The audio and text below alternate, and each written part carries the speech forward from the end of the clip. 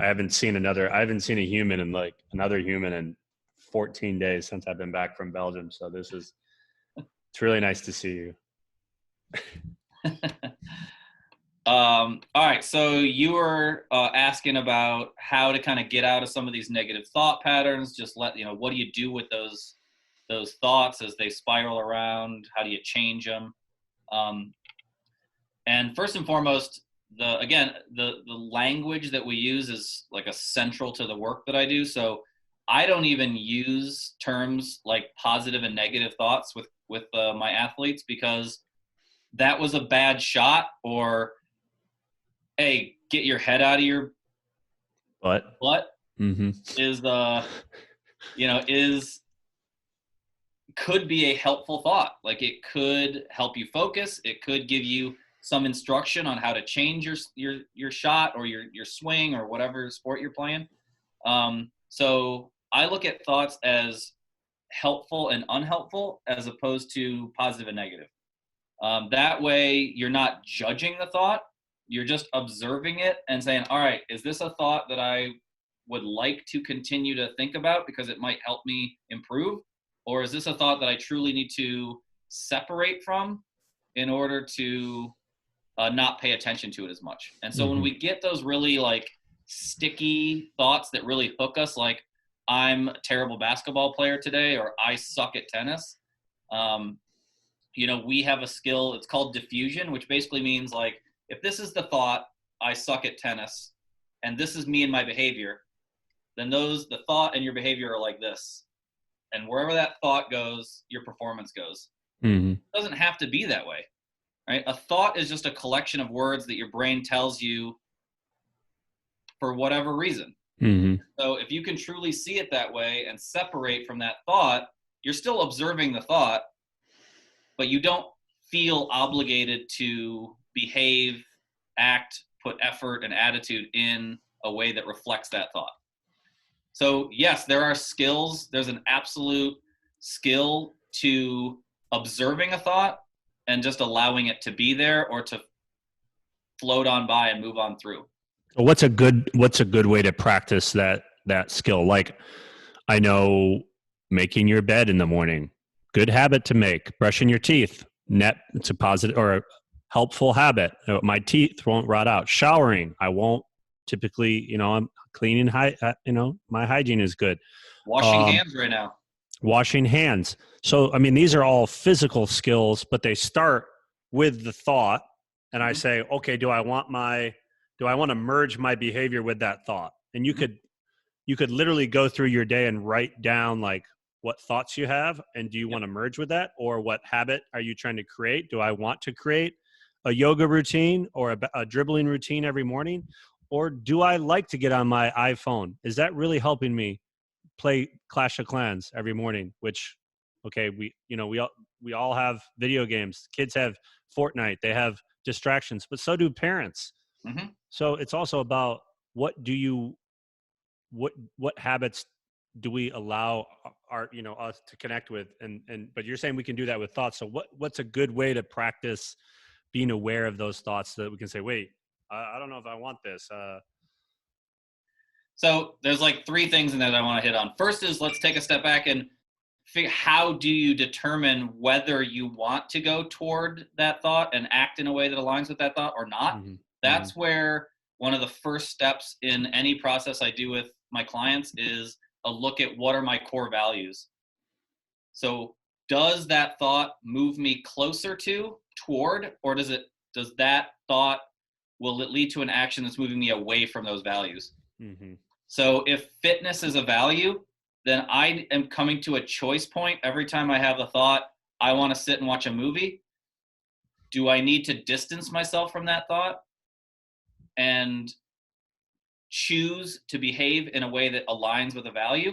I don't have to put on a positive thought, right? That doesn't really, I don't find that to be that helpful. Like, no, I love working out. I love going for a 5-mile run. Mm-hmm.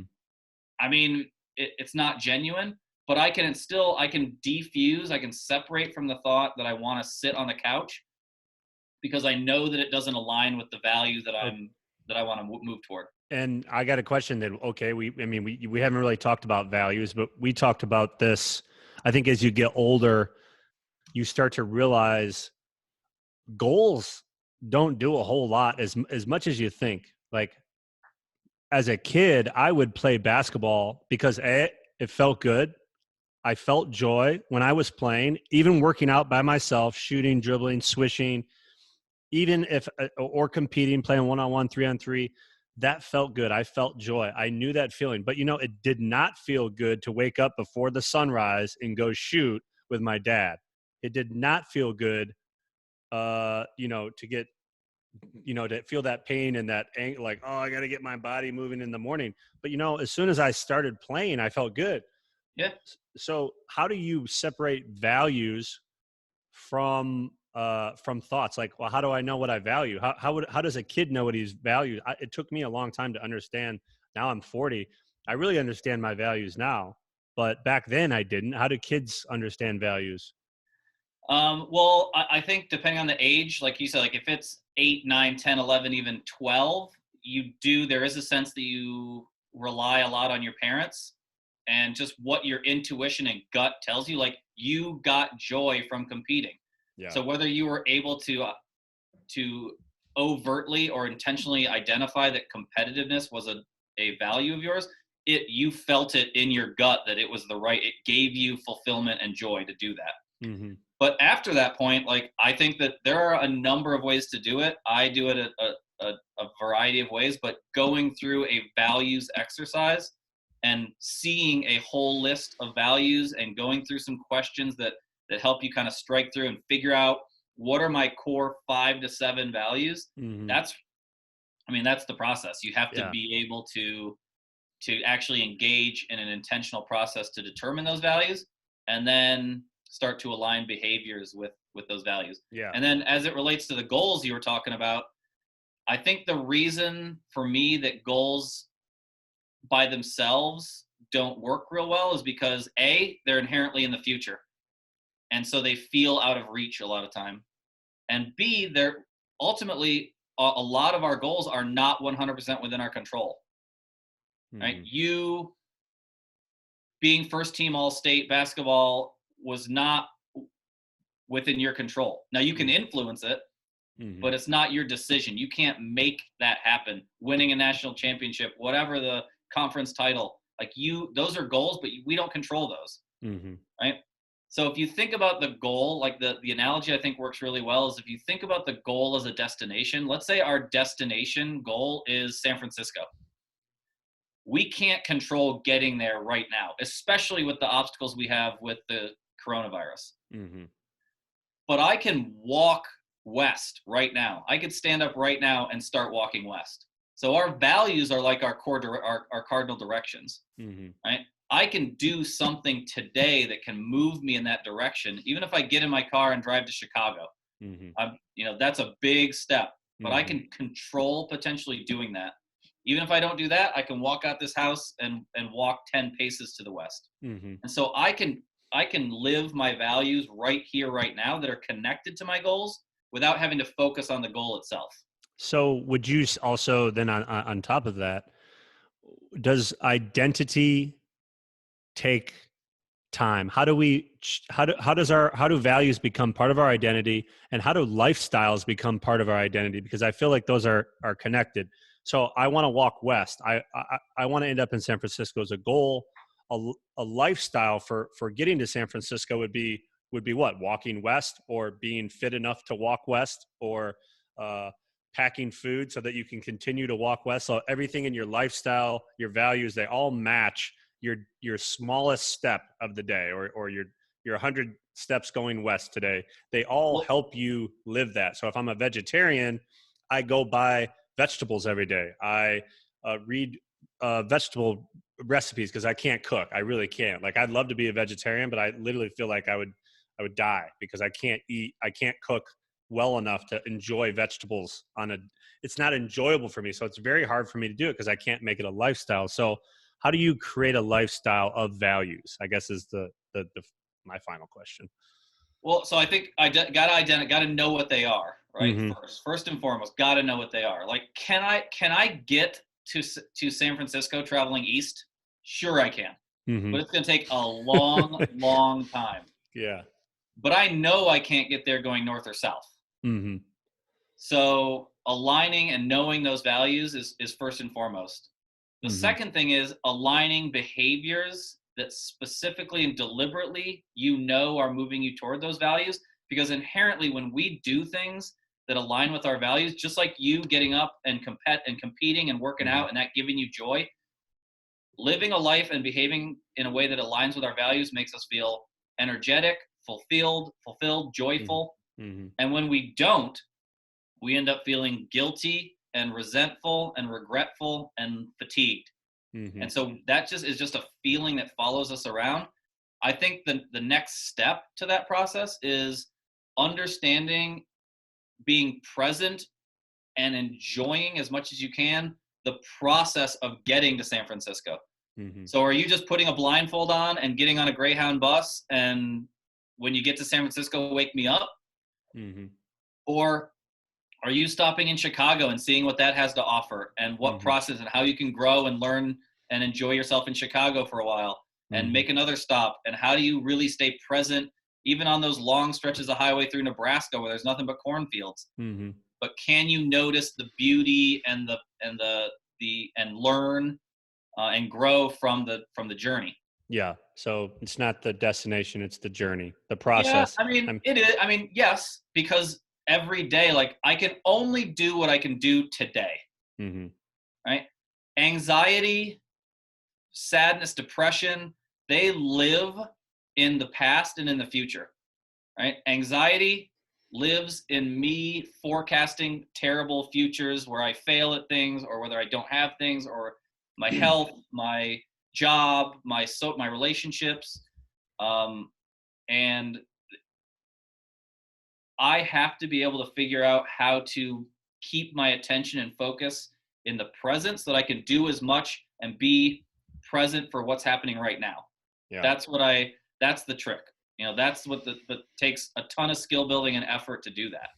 Because we have two selves. We have a thinking self and an observing self. We are really good at thinking. Like from birth, from crawling, we are curious about things. We question things. We ask about things. What does this do, Dad? I mean, Jack is constantly, why is he doing this? What is that about? How does this work? So we develop our thinking self very quickly, but we don't do a very good job of just observing and being presently observant of things without thinking about them. Mm-hmm. So even a simple skill like take a walk around your neighborhood and notice things in your environment. Don't think about them. Notice a tree. But what happens when we usually do that? Oh, there's a tree. Whose property is it on? What kind of tree is it? Man, when those leaves fall, I'm going to have to rake those up. Man, that gives a really great shade, though, in the summer. That's me noticing the tree and then going down a rabbit hole of thinking. There is value in taking those walks, spending those moments, simply observing things and moving on to the next thing and just being observant members of the environment and not thinking. I think as a at the end of my pro career, I started observing parts of games and if I wasn't on the court, even like observing a player warm up and just smiling and being like, he's got a funny warm up, or oh, look at the even being engaged with the crowd. I know in the beginning of my career I was never engaged with, like, you see a baby somebody brings a baby in this, you got 10,000 people in the crowd and all of a sudden you can notice these little moments happening around you and it's still enjoyable because at the end of my career I wasn't as anxious as I was in the, I was really trying to enjoy the journey because I knew it was like my last few seasons. And you were staying anchored in the present. Like you were noticing things happening right now, not how we got outscored in the third quarter, not how you're shooting 60% from the line. Yeah. But just noticing things in the environment. Yeah, it was very present. Like it takes way more of your very limited attentional capacity to think about things. It takes way less to just observe and notice things. So the more you can observe and notice, the more attention you have available to you to focus on and think about the things that truly are important in the present. Okay. So, All right. I like that. that is the name of the game, is gain control of your attentional capacity. Athletes that have performance anxiety, I know I was one of them growing up. What do you tell those kids that get stuck thinking in the past or worrying about the future? What are some things they can do to relieve that anxiety or to face their fears? Kind of get out of their comfort zone and still grow, still put themselves in positions to grow, even if it's stressful. I know there's kind of like a delicate balance there. Talk a little bit about that. So first and foremost, what I tell my athletes is related to what you just said is two big things. One is you absolutely should feel nervous and anxious before a big game, match, whatever, right? Anybody that has told you like, don't feel anxious, stop being nervous, there's no reason to get angry, like forget that. That's crap. That's BS, huh? That's BS. It matters to you. Because it's emotion. Yeah, I mean, that's like saying, oh, if you see a bear in the woods, don't react with fear. No, I think I'm going to react with fear because emotions are there for a reason, and we're supposed to feel emotions. Let's talk about that. Why do you feel nerves before a basketball game? Well, nervousness releases cortisol and adrenaline. You need both of those things for increased blood flow to your muscles, for shutting down your digestive system, which uses a ton of energy in your body, which you don't need during performance. Guess what? That's why athletes go to the bathroom before big games. That's your body telling you, I am freeing up as much energy as possible for this performance. So go release everything that you can release. Now that makes a lot more sense why I played, because I was in the bathroom a long time. So yeah, I mean, butterflies in the stomach, that's your body telling you you're ready. So anxiety nerves is getting your body and your muscles ready for the performance. Unfortunately, most of the time we interpret that as we're not ready. We interpret that as I'm scared. But physiologically, there's zero difference between excited and scared. None. Yeah. Everything is happening the same. Everything that's different is right here. So are you seeing that match as a challenge or are you seeing it as a threat? So the first thing I tell athletes is you absolutely have every right to and should feel frustrated when you miss a shot. Anxious before when you go in and you've been on the bench for a while. Nervous when you're serving for match point. Like you should feel that way. Now, what you don't have to do is get wrapped up in that frustration and anxiety and allow it to dominate your attention. That's where it becomes toxic. So the second thing I tell athletes is all of this is not just a mindset. You just don't like choose to do it. It's a skill, just like going to the gym. Like I'm not going to go to the gym tomorrow, deadlift for 12 hours and my legs are set. Yeah. It just doesn't work that way. Yeah. We all wish that worked that way. Exactly. But and mental skills, especially attention skills, just don't work. They work the same way as going to the gym every day. It's a skill that is built and practiced and improved, and every single person can do it.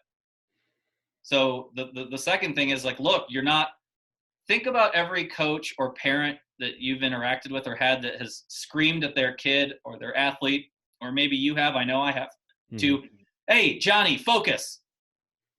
Right? To me, that is the same. The best analogy I have is over the winter, my snowblower stopped working, and I called my father-in-law, who builds car engines, and said, "Oh, John, just change out the spark plug." And I'm like, "That's great advice, but I don't have a clue how to do that."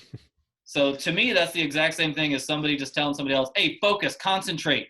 No, it's a skill, and you have to build it and work on it every day.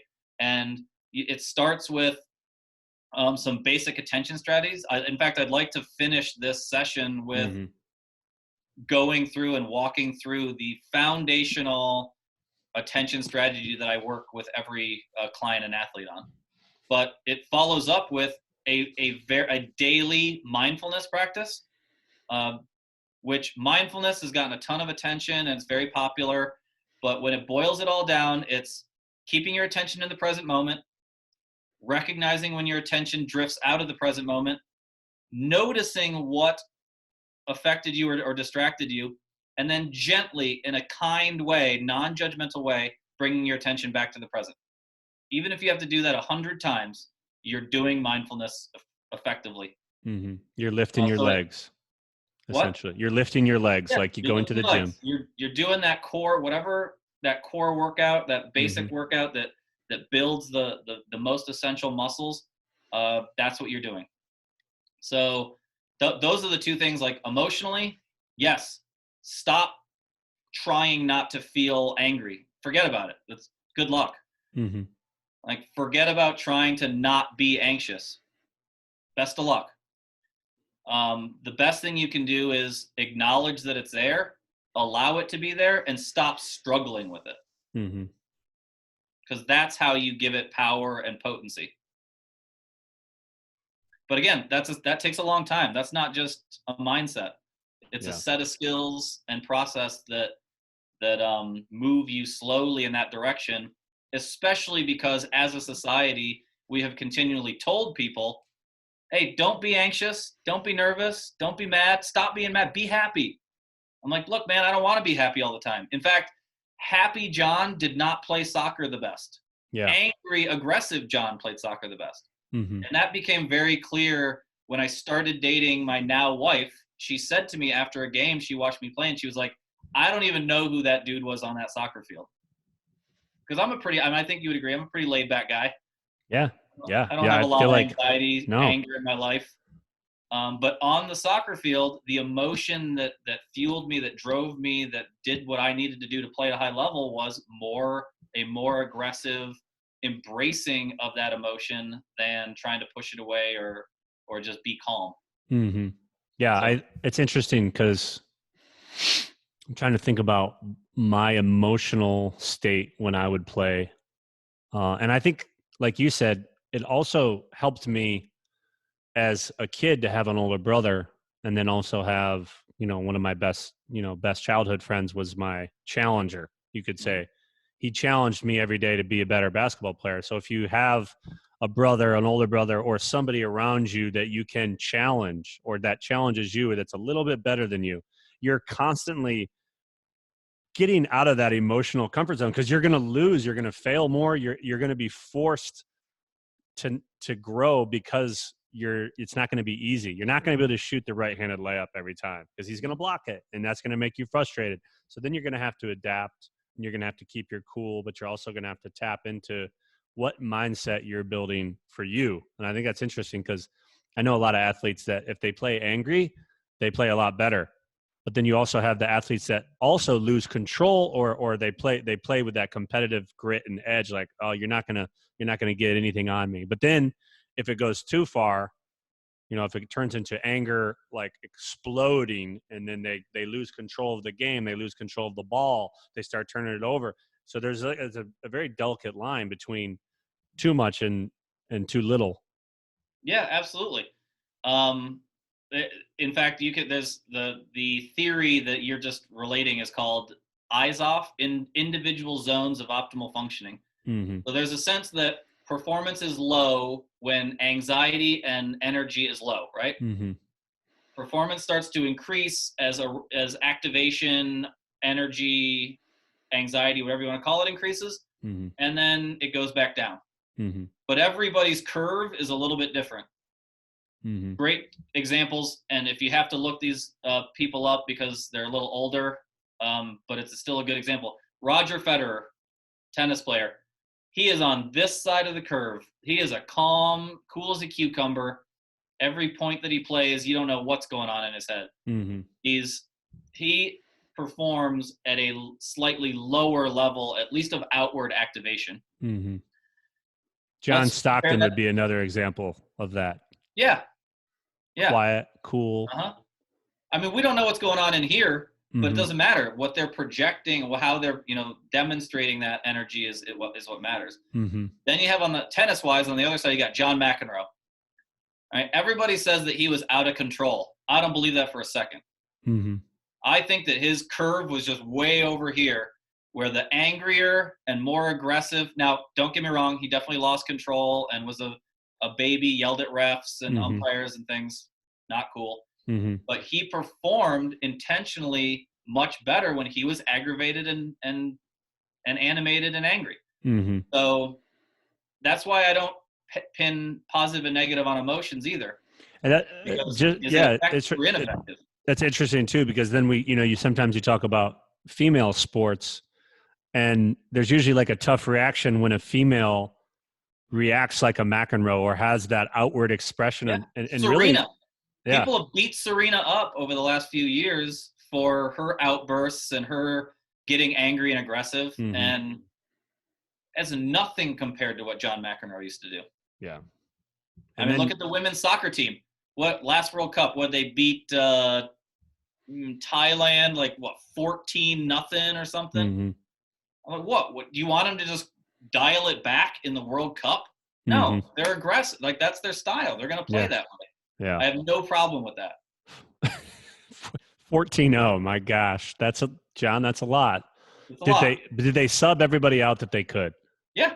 Yeah, they made all their subs. I mean, you can only take 3. So. Yeah, that's true, soccer. But like basketball, I think about guys like Steph Curry. I think about guys like Kevin Durant, LeBron.